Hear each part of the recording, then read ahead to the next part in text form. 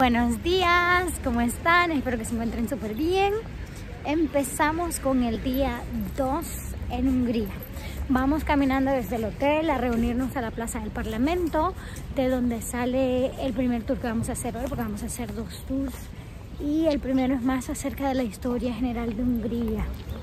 Así que te voy a ir grabando poquitos del tour, no les voy a grabar mucho por si ustedes vienen, no adelantarme con el tour, pero les voy a ir grabando así poquito a poquito la historia.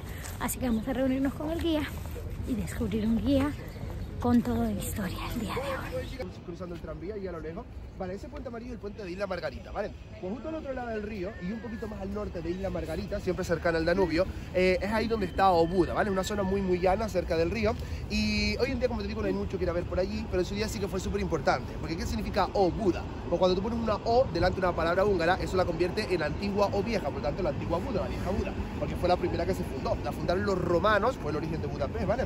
La fundaron en el siglo I antes de Cristo y ahí estuvieron viviendo tan a gustito los húngaros hasta que de repente unas personas muy malas, venidas de lo más profundo de Asia, llegaron por aquí en el siglo XIII, los 1200. Yo no sé si alguien sabe qué personas tan malignas eran esos. Los mongoles, vale, van a ser los mongoles, los unos ya habían pasado por aquí, serían los eslavos, ¿vale? Se van a ser los mongoles, 4 horas al día, 7 días a la semana, 364 días al año, porque descansaban el día de Navidad, durante 19 años. Y tenían los húngaros todo el dinerito del mundo para pagar eso y muchísimo más. Ya veremos luego dónde sacaron tanto dinero que tampoco lo robaron.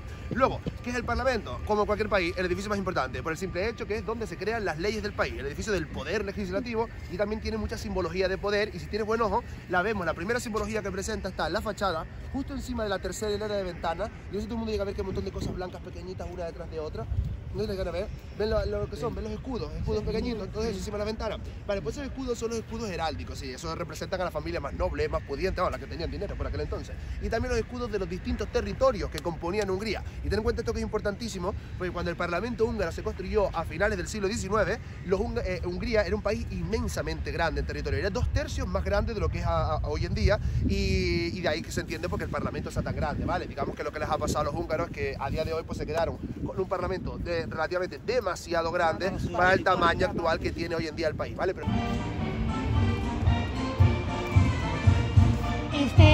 Estamos frente al Parlamento de Hungría. Miren qué bonito marchan. Esto es prácticamente el cambio de guardia del Parlamento de Hungría. Pero miren que aquí, a diferencia de Londres, son mayores. En Londres la mayoría de ellos son mayores.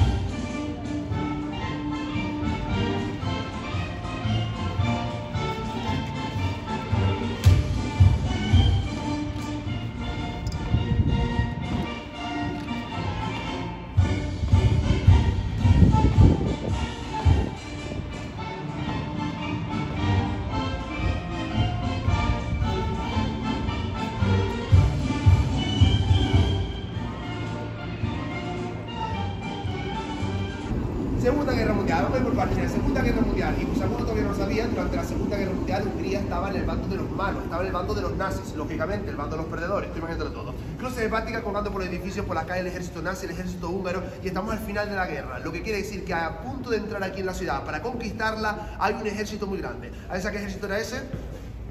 Los soviéticos, exactamente, el ejército rojo, ¿vale? Que recuerden que eran los que venían desde el este y los otros, los aliados, iban desde el oeste. Entonces, ten en cuenta que Budapest durante la Segunda Guerra Mundial era una ciudad importantísima porque era la última gran capital del último gran aliado que todavía al final de la guerra le seguía quedando a la Alemania nazi. Entonces, claro, los soviéticos sabían que si conseguían capturar Budapest y hacerse con su control, eso significaba que ya tenían abierto el camino directo hacia Berlín. Pero claro, eso también lo sabían los nazis, entonces había que impedirlo a toda costa. A ver, ¿qué van a hacer los nazis? Se van a preparar para defender la ciudad de Budapest. Pero se dan cuenta de un problema y es que la parte de en la que estamos, una parte muy complicada de defender esta parte del río, porque recuerda que es muy llana y tiene grandes avenidas, entonces claro, eso permitía que los tanques soviéticos se movieran muy fácilmente.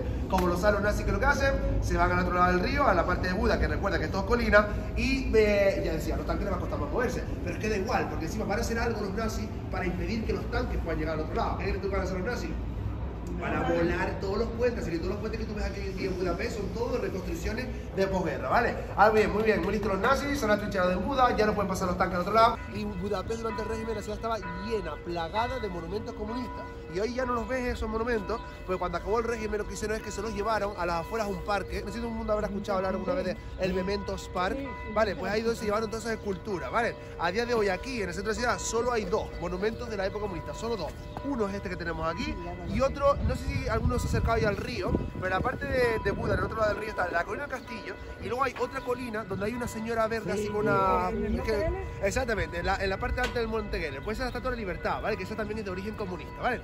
Y el otro, como decía, es este. Y este tiene una historia muy bonita detrás, porque mira, atención, tú imagínate una mañana del año 1992, cuando tienen aquí todas las grúas alrededor del monumento preparaditas para llevárselo al Memento Park, con el resto de los monumentos, ¿no? Comunistas. Y justamente antes de eso, el gobierno húngaro recibe una llamada desde Moscú y va y dice el ruso al húngaro: oye, mire, perdona, que me he enterado que vas a quitar el monumento soviético de la Plaza de la Libertad. ¿Por qué? Entonces le contesta el húngaro al ruso y dice: bueno, pues vamos a quitar este monumento de aquí porque es un monumento que nos recuerda al comunismo, una etapa muy difícil, no lo queremos ver, está en el centro de la ciudad y es más, vamos a tener el detalle de que ni siquiera lo vamos a destruir, se lo vamos a coger y lo vamos a llevar allí al Memento Park con el resto de los monumentos, ¿no? Pues cuando escuchó eso el ruso le contestó y le dijo: pues mira, me parece una auténtica falta de respeto que hagas eso, porque esto no es un monumento al comunismo, esto es un monumento ¿a qué? A los soldados soviéticos que murieron liberando tu ciudad de los nazis que tú dejaste de entrar. Ya cuando escuchó eso el húngaro se cabreó y dijo: pues mira, me da exactamente igual, Hungría es un país independiente, es un país soberano, no tiene que dar ninguna explicación a Rusia y mucho menos a la Unión Soviética, que ya de paso no existe, el monumento no nos gusta, así que el monumento se va de aquí. Y ante esa contestación, pues al ruso no le quedó otra y tuvo que decir: me da a mí, que no me has entendido muy bien o yo no me he explicado, porque si no te he pedido tu opinión en los últimos 40 años, no sé qué te hace pensarte que de repente te lo estoy pidiendo ahora. Así que vamos a poner las cartitas sobre la mesa, porque a mí me da que a ti se te está olvidando algo muy importante. Y yo creo que a ti se te olvida que a las afueras de Moscú, en Rusia, hay un cementerio muy grande, llenito de soldados húngaros que murieron luchando contra Rusia durante la Primera y la Segunda Guerra Mundial. Ahora bien, que tú vienes aquí a la Plaza de la Libertad y tocas a mis muertos llevándote este monumento e impidiendo que las pocas familias rusas que todavía quedan aquí en Budapest puedan venir a ponerle flores un par de veces al año a su difunto con su velita. Vale, muy bien. Lo mismo yo mañana por la mañana me planto en el cementerio húngaro que está afuera de Moscú, lo levanto, lo profano y planto un monumento bien feo, bien soviético encima.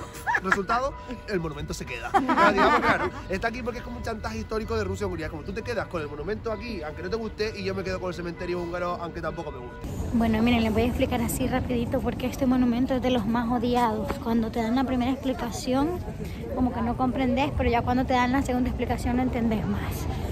Tiene arriba representada allí el águila que representa a los nazis que llegaron a Hungría y el ángel representa a los húngaros, como quien dice: yo estoy aquí inocente, no sé nada, y los nazis vinieron a aplastarnos, vinieron a destruir nuestro país.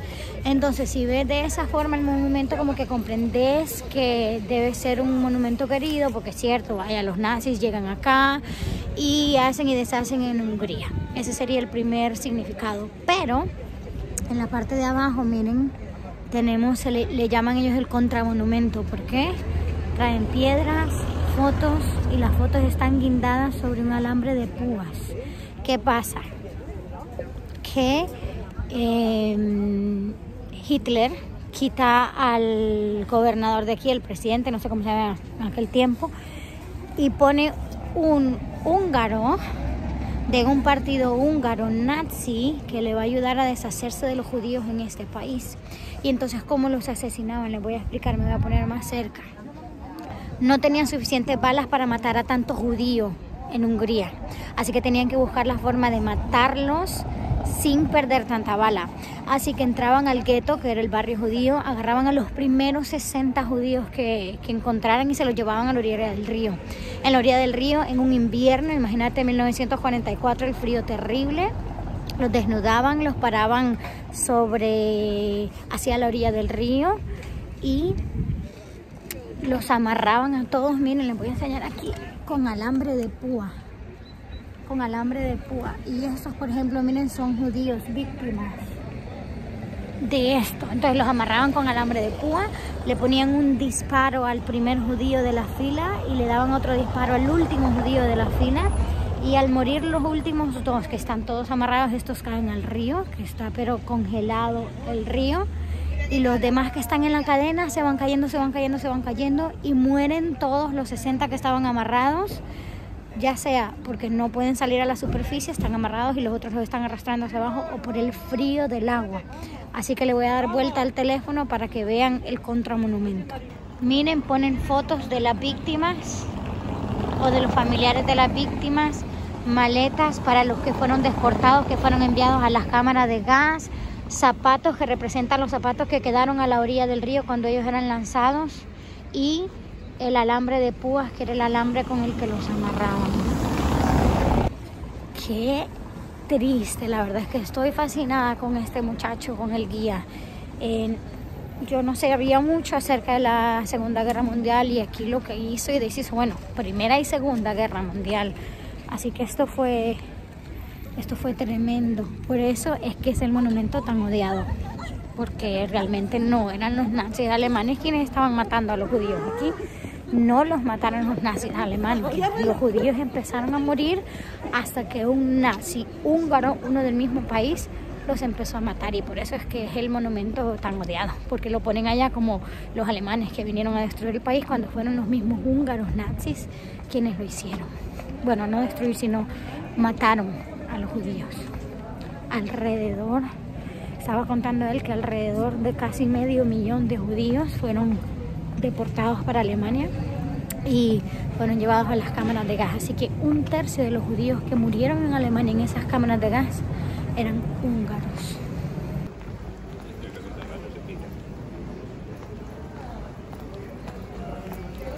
¿Cómo va, baby?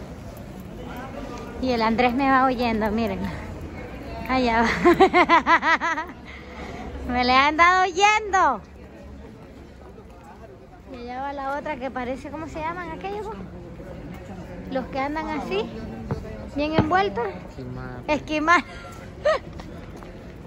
O sea, cuando algo brilla en la escultura es porque la gente lo toca mucho, ¿no? Y cuando lo tocan es porque dicen que algo hace. Esto no es la típica turistada que dice que vienes aquí, le toca la barriga y vuelves a Budapest, o te da buena suerte. No, eso es todavía mucho mejor, porque dice que si le toca la barriga al Señor no vuelves a engordar en tu vida, ¿vale? Unos 3 kilitos de vacaciones, a por ello. Venga, aproveche que... Vamos a tocarle la pancita, porque no queremos engordar de nuevo. Yo no me lo quito antes. Aquí voy. Aquí vamos a tocar la pancita, porque dice que los demás te dan buena suerte, pero cuando le tocas la panza, espérame, es que ya no vas a volver a engordar, así que yo se la voy a que te suba. Apurate que nos dejen tú.